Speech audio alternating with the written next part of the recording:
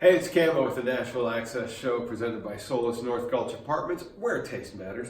I love it today for two reasons. I have a pretty cool guest, but also I get to hold something up. That kind of makes my day. Her name is Allie Colleen. The album is Work in Progress. It's a single. Yes. It's a single, but it looks like an album. You know what things are like on Fridays. Anyway, Allie is our guest today, and we're going to talk about her new single, having a big billboard, and a whole bunch more. Come on in, Allie. Nice to have you on the show. Thank you so much. Thank it's you. Great to have you. How's here. it going? I never know whether to do the handshake or the hug. We always go for both, just to Okay. cover all. Just to cover Yes. insecure people and secure people. The new single's cool. Thank you. And it kind of describes where you are in your life. Perfectly, yes.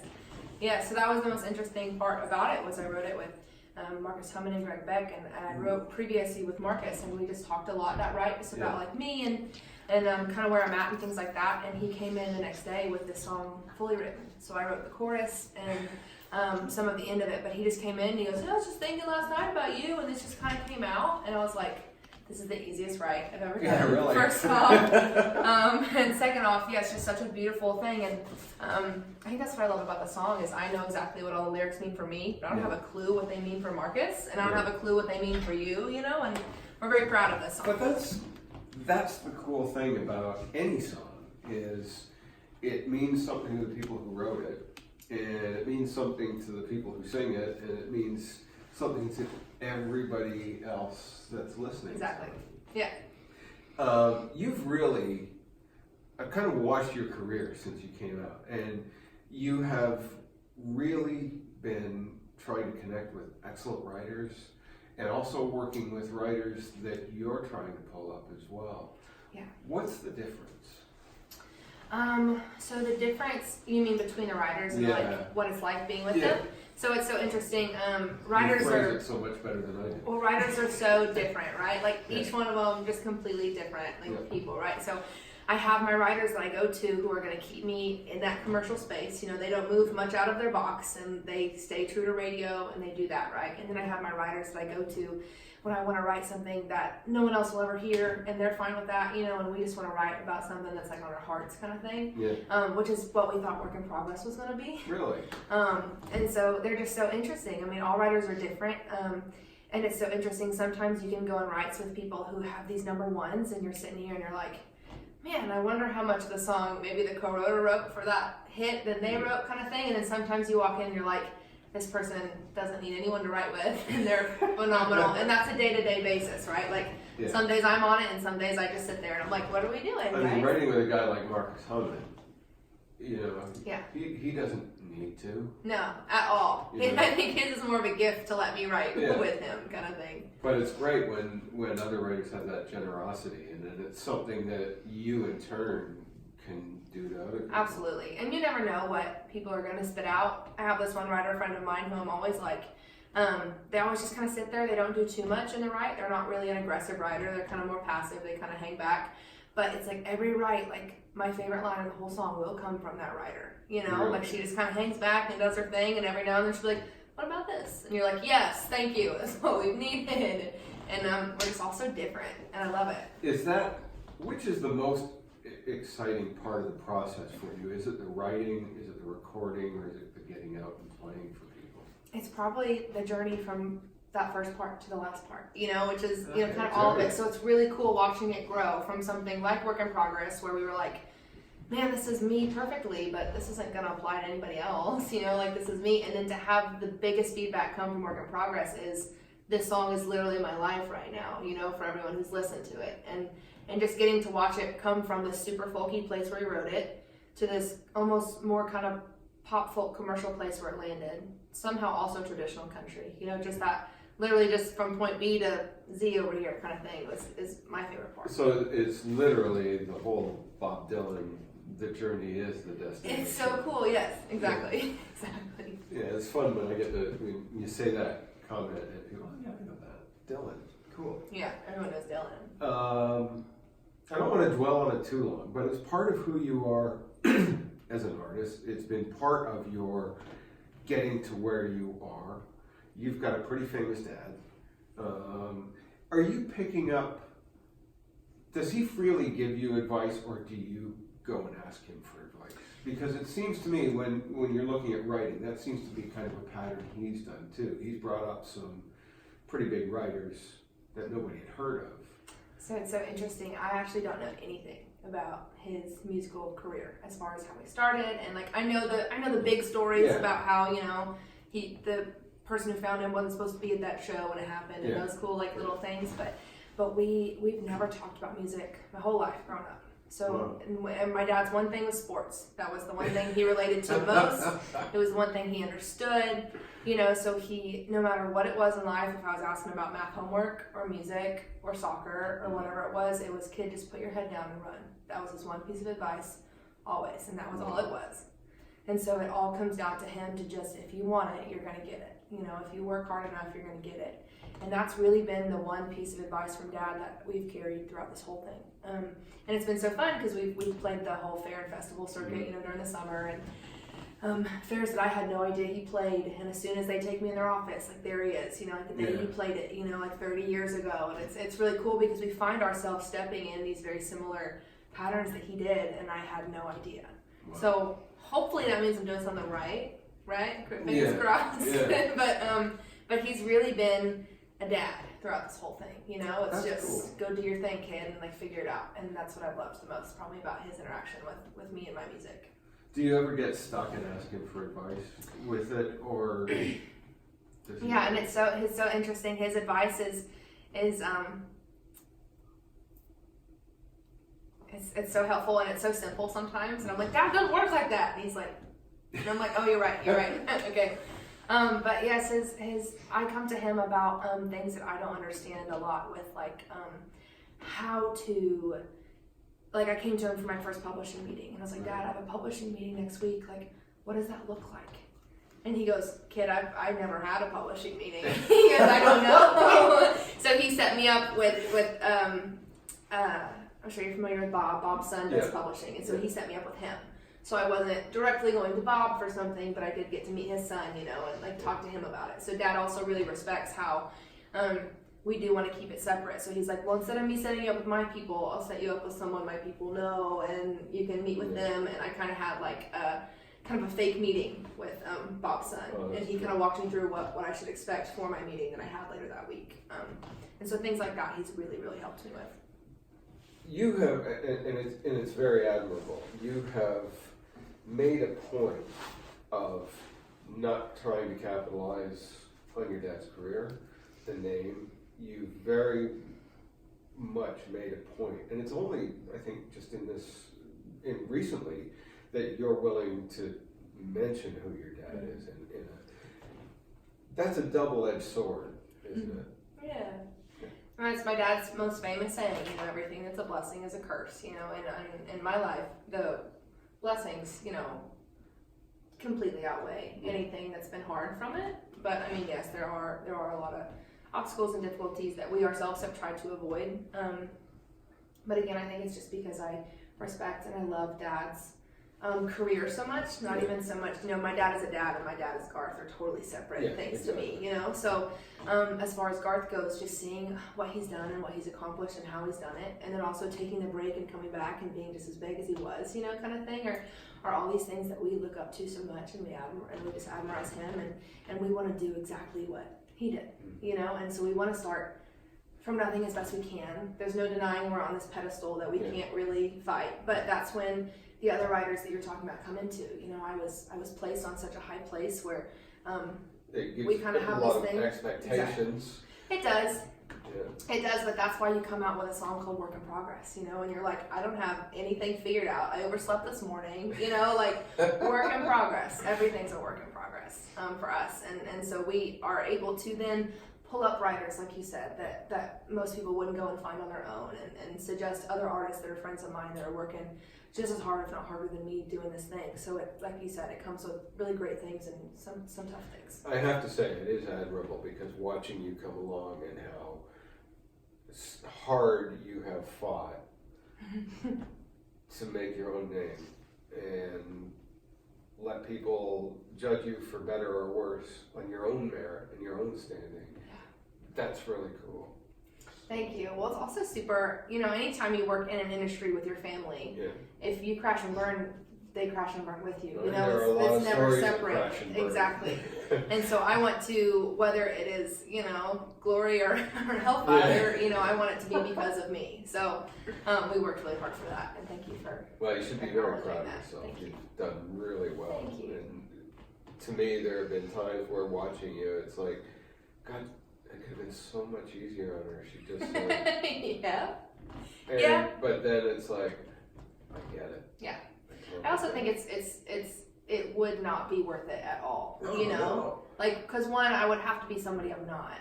Like, I don't fit into anything he fits into, and that is exhausting. Well, and musical times have changed. Yes. So the technology, the way people consume, everything has changed since he was breaking into it. So to take that template and say, let's do this in 2019, ain't gonna work. Exactly, and that's been a big thing too between Dad and I, is how different things are. So my dad's first piece of advice was stay off social media. Yeah. How do you start a platform in this age without, and now he does his weekly Facebook Live, kind of thing. So it's like, we're both learning a lot from each other's journeys, which has been really cool too. But like you said, it's so different now. Well, he should be very proud of you. I'm sure he is, and you should be very proud of yourself for Thank you. For doing what you do and taking the hard way. I get flack all the time. I play soccer, and I'm playing with guys 30 years younger than me. And my wife said, "Why don't you play with guys your own age?" And it's like, there's no challenge to that. See, mine's opposite. I need to play with like 60-year-olds, so I'm you good at it. And play with us. Man, we did an indoor league. We've done it for the past 2 seasons, and we don't have any subs, and I'm not in good enough shape to do that, and so it's just, it's been rough, but we love it. Subs either. All sorts of skill quality. Yeah, I love that. Let's do a song. Yeah. And then we'll talk some more. You're watching the Nashville Access Show with Camo, my special guest, Allie Colleen, and she's got a brand new single called Work in Progress. So I'm going to give you all a little bit of a work in progress now. And Marcus plays acoustic on the record, so it's so different than me because he's got like 17 fingers and I have arguably 4, so we'll see.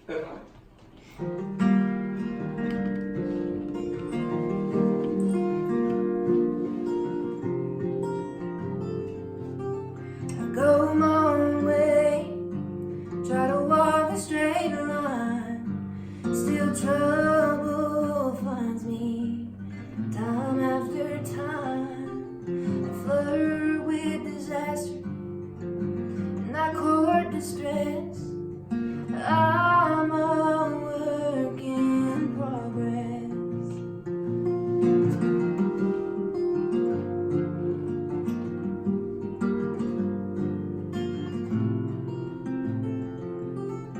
I can't seem to figure the value of things. Is a wildflower worth more than a diamond ring? For less, maybe more, maybe less. When you're a work in progress, I'm the best I've ever been, but not the best I'll ever be on this journey to me.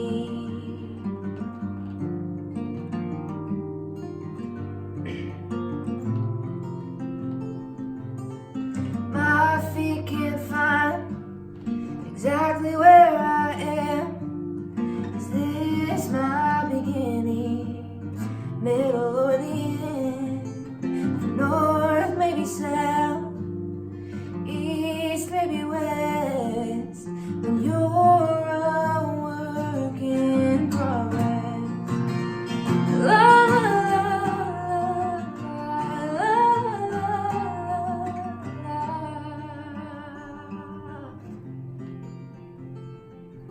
When it comes to the heart, I get so confused. Do I use love as a crutch, or do I love being used? Looking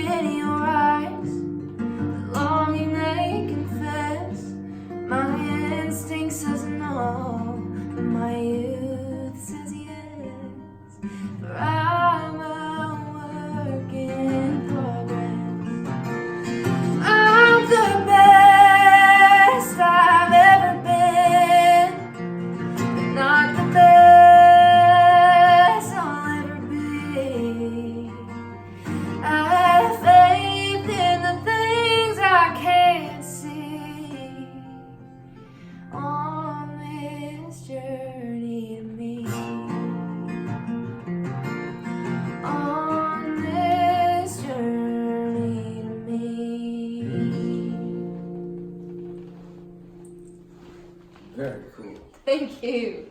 Thank you, thank you. Allie Colleen, you talk about the amalgam of country folk, everything else, and as I'm listening to that really closely, it's like I'm hearing James Taylor, just hearing all sorts of stuff. Emmy That's so Lou. cool. Yeah. Yeah, it's neat. Yeah. Are those some of the people that you listen to?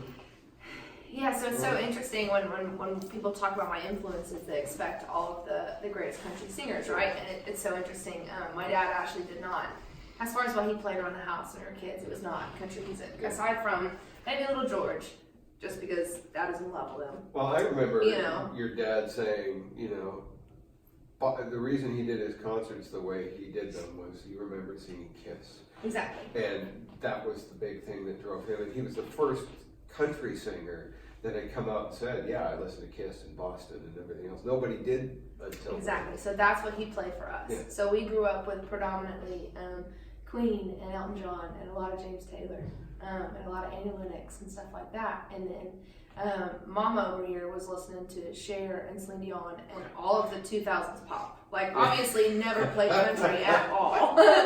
And then for reasons I understand. But so we just weren't raised on that. My mom definitely introduced me to the two greatest country influences I have, which is the Dixie Chicks and Jody Messina. And I listen to Jody's music every night to go to sleep. Love Jody. And she's the coolest thing ever. One of the most underrated singers ever. Yes, Yeah. yes.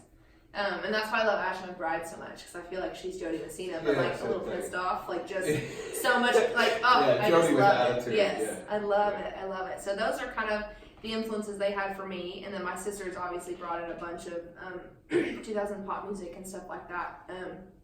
But it's so interesting, the second single that will come out before our EP will come out. I'm not sure when, I'm thinking the first week of September, but anyway, it's called Along the Way, and the reference track for it was Phil Collins' The Tarzan soundtrack. So I went to the producer and I was like, don't think I'm silly, but you know Tarzan, and he was like, obviously I have kids. I was like, that's what this needs to be. Listen, you said That's Phil what we Collins, want. my hopes went up, and I'm thinking Oh, you can't. Genesis, early Genesis, and then you say the Tarzan, and it's like, okay. Yes, I know, because that was exactly what Greg said. He's like Genesis, and I was like, those are all cool too, but Tarzan, that's what I want. So it's so interesting how all of those kind of bleed out through work in progress as well. And yes, the day that I become successful will the day that I can play Copperline, James Taylor, but I don't know if I'll ever be able to. I have a funny feeling you don't take yourself very seriously when you say I don't think I'll ever be able to. Well, guitar's the hardest thing in the world for me. I can sing anything. But it's funny because I was watching you play, and compared to a lot of people who we get in who are just hammering on it, you have a very delicate touch, and your picking is really nice. Thank you. This is Betsy. I pay attention to She's my girl. stuff like that. Yeah, she looks like she. No offense, Betsy, but you've been around the block. I know. I just had a birthday, and my dad goes, "You see your guitar? Looks like it's kind of been through the shredder. Do you need anything?" And I was like, "This is my girl. Like, no, she's perfect. She just doesn't have a pick guard, and I'm really rough on her. But she's." Well, it's a Takamine. They have such nice tone to start with. They just get better and better as they get older. My poor guitars, they all look like this. They all are just shredded on one side. So I have to talk about the billboard. You are the first guest I've had on the show that has a billboard, except one that says missing. We get a lot of those. Yes, yeah. well, it's just because someone hasn't done their true background work on it. That's right. So the billboard was so funny because if you're familiar with like the Nashville sign in Nashville that we have, it's this big LED one that changes, every probably 5 or 8 seconds. There's a bunch of things on it. It's supposed to be like Times Square, but it's like the only sign. Exactly. And it's over an old car dealership. Yes. Yeah. And so when we posted the pictures on Instagram, as far as like the still picture of it, all my friends back home freaked out. They're like, "You have your own billboard in Nashville," and I wanted to explain it to them so bad, but I was just like, "Yes, I do. That's what that is. Yeah, it's just me all the time." No, I think after a week's rotation, our advertisement was gone from it. But that was the coolest thing for me. We had so much fun. doing it, and I just stood out there on that corner in that old lot that you were talking about and just watched it. And every time I would come up, I'd get so excited. Yeah. And it was so cool. It was so cool.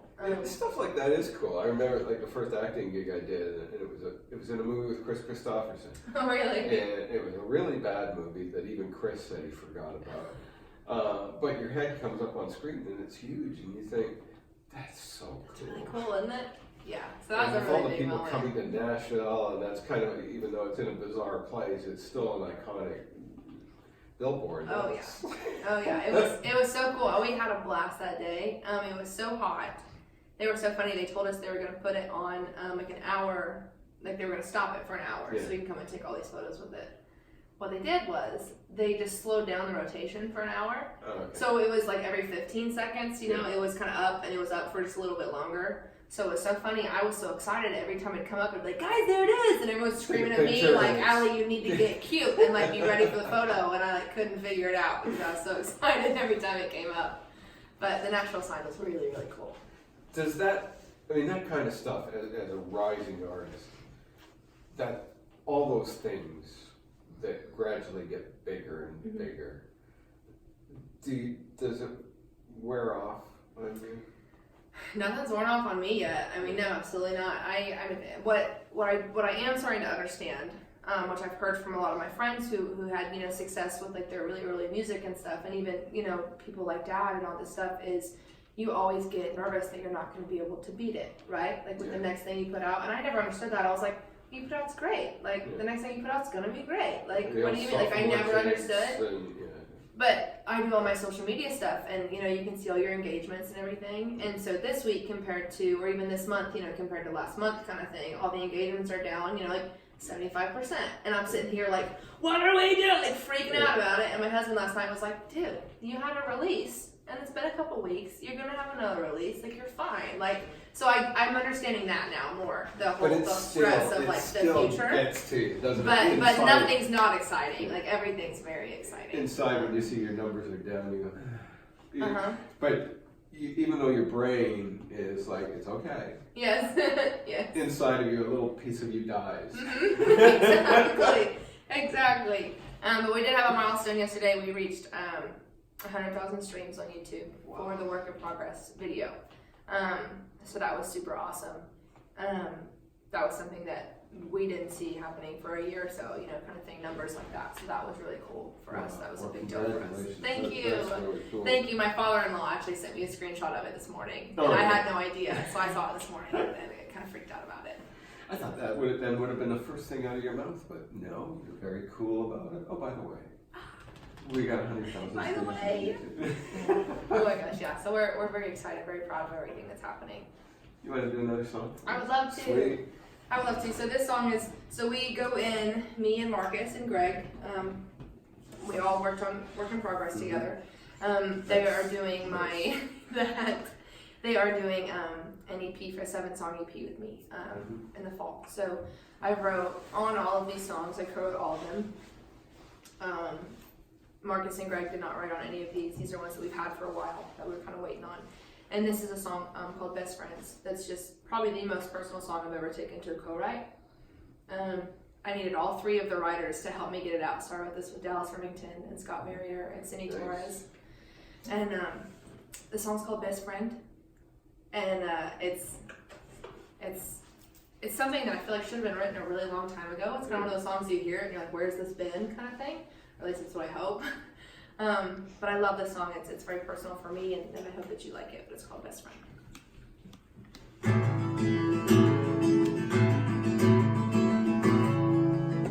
Turn it off, keeping the road as fast as that old Jeep would let us go. Singing along to 19, you and me. Leave our clothes on that hot hood, jump in the river, back in those woods. Life with you is free and easy. Look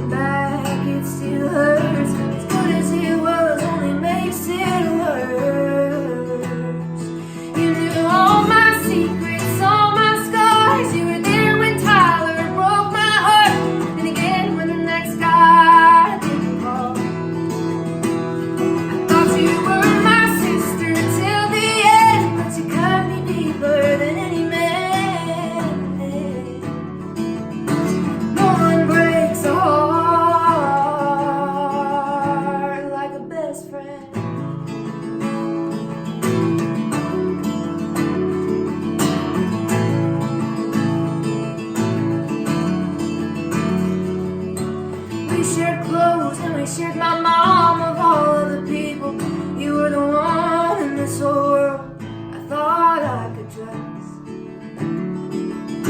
What happened to us, I can only guess. One day I came home to a box on the steps. You left me in ice in the dust.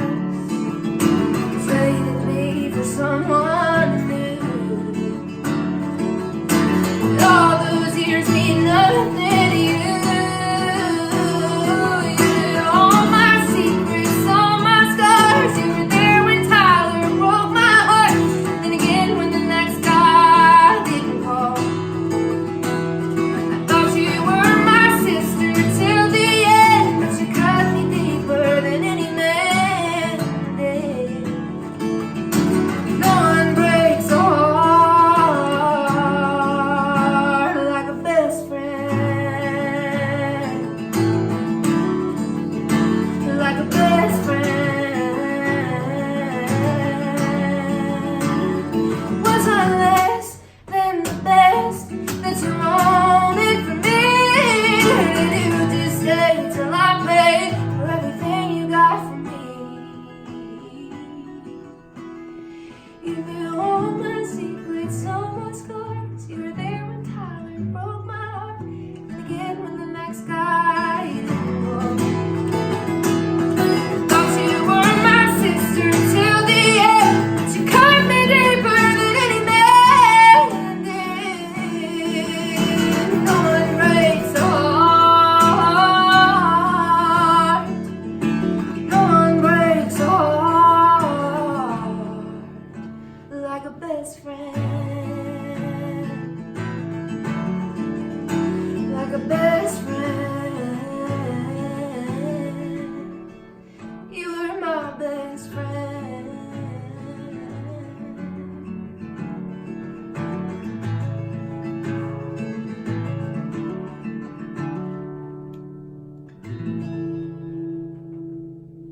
That's cool. Thanks. That's really neat. Thank you. I was listening to your voice on that one especially, and I mean, you have a cool tone to your voice. Thank you. But it's a cross-genre voice. It's not a country voice, but it is. It's a rock voice, but it isn't. Yeah. So Do labels mean that much to you? Are you just a singer No. of songs, a teller of No, tales? I have begged people to give up on the genre thing with me. You know, it's like because it's the hardest question to answer. Yeah. Like, what genre is you? I'm like, okay, well, and then as far as music goes and what we're going to put out, that's what I took to Greg and Marcus on this EP. I was like, listen, all of these songs, we could make them all fit perfectly together and make it sound like they should be on an album together. I was like, but if we cater to the song, like, and what the story's about and like how it was written and how like we do it, that's not going to be the case. Yeah. I was like, so this album, I really encourage them to look at it more like a playlist, you know, so just like all your favorite stuff that maybe doesn't go together but you love it all, you know, kind of thing. So like everything that we put out, we hope it will be more like a playlist in the sense that it'll cater to the song, and if the song has a rock edge to it, like, let's go for it, let's do it. I like that in artists because, like you say, who cares about genres anymore? Right. You know, somebody like Ed Sheeran can do some stuff that's pretty country, Yeah, pretty folky, and turn around and do EDM stuff. And exactly. you don't have to like the EDM stuff. You may Oh, just yeah. like the pop folk stuff. And that's kind of where I hear your voice fitting in, is into that Ed Sheeran kind Yeah. of John Mayer category, where it's the song drives the genre of what it comes out as. I love that. That's kind of Cool. what we've hoped for. Yes, you nailed it. You can be our spspokesman All for right, our music cool. and just You got tell it. people what to I'll do expect now, because that's what it is. It's just going to be whatever it is. The format is Allie Colleen. Mm-hmm. That's cool. Yeah, that is cool. All right, so you're a big star. You're about to embark on your first stadium tour, headlining. Who opens for you? Timothy Baker. Wow, just like that. There you Everybody go. asks that question. There you They have to go. think. Nope. I Tell got me all about planned Timothy out. Baker. So Timothy Baker is a really good friend of mine here in Nashville. We met at a writer's round. I played my first writer's round in Nashville with him. I didn't know him. And it was the first time I'd heard someone, you know, sing since I moved to this town, but I was also like, I want to know about that person, like personally, like I want to know, like I didn't just love his music, I just love Timothy. Like he's so sweet and he's so kind, and he's from Hazard, Kentucky, and he was still living there at the time. And so I brought him into some shows at this place that we play at all the time here in Nashville called Scoreboard. It's my favorite place.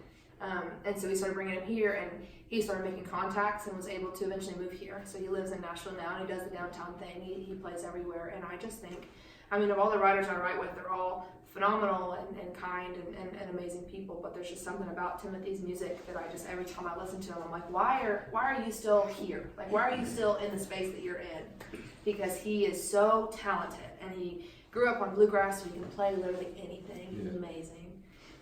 He's gonna play guitar with me for a show we got coming up this next month, and he does amazing harmonies. But I just love him to death. I think he's so good. Wow. I think he's very deserving. He's worked very hard, and all my friends are, you know, amazing and talented. But I've talked to Jonathan about it so many times. I'm like, if there's one person that I can really help, that's going to be Timothy. Not like he needs me, well, let's you get know, Timothy but on the show. you need to. I will. Put him in touch with us. He's We'll amazing. get him on the show. Timothy, you just scored. He's amazing. Yeah. Yeah. Every time I ask that, it's like, you know, people are kind of caught off guard by the question, and they think, and you know, well, do I pick somebody that's already big now, that's on the downside of their career when I'm big? And, Right. But man, you're the first one. Yep, Timothy Baker. Yeah, I adore him. And I would bring literally all of my friends with me. Paramore does this cool thing with Art with Friends. Yeah. And she like promotes all the people who does like her hair stuff and all this stuff like as a concert thing. And that's something that we really latched onto that we would love to do and almost make it a festival kind of thing. And that truly is. I mean, people say it a lot in Nashville. Indeed, it doesn't always work out that way. But if one person wins, we all win. Right. And so to have that attitude that you bring along the hairstylist, and you like everybody that's part of that team wins when you win. Oddly enough, a big inspiration was Adam Sandler. Like, you know, Adam Sandler, like all those guys that are always in Adam Sandler movies, you know, like they made a pact when they were really young and trying to get it. They're like, if one of us makes it, we're gonna bring all of us with them, you know, and like really help us all. And he did that, and I was like, that's cool. Like, why don't we do that with music, you know? So we and again, it might not be me, it might be Timothy, you know, maybe Timothy takes me to the top with him or something, or Carly or any of my friends, you know, that'd be amazing. I really dig you. I like your attitude. Thanks. And you're really cool. Thanks. What have you got coming up in the next little while? So tonight, I'll be at Scoreboard. It's my favorite place. I'll be there with Carly Rogers. She's amazing. But we've just got really a lot of shows coming up. Like I said, getting ready for this EP. We're going to start recording at the end of August and start doing that. But we do have a second single that is planned for either the first or second week of September that we're really excited about. But my website's Allie Colleen Music. You can find literally everything on that as far as tour dates and merch and stuff like that. And links to your socials. Yep, that's all Allie Colleen Music. And we're everywhere.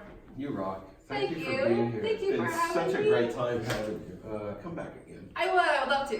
Come back in September when the EP I'd love to get closer. The new single's out. But deal. All right. Her name is Allie Colleen. Please check her out. I hope you dig her half as much as I do. She's really good. If you hadn't picked that up today. Make sure you catch me on Chris Country every Sunday at midday following the Bobby Bones Show. And then on 88.9 Tamworth FM in Tamworth, New South Wales, Australia, every Thursday morning with Jody Crosby and John Wolf. We'll see you next time.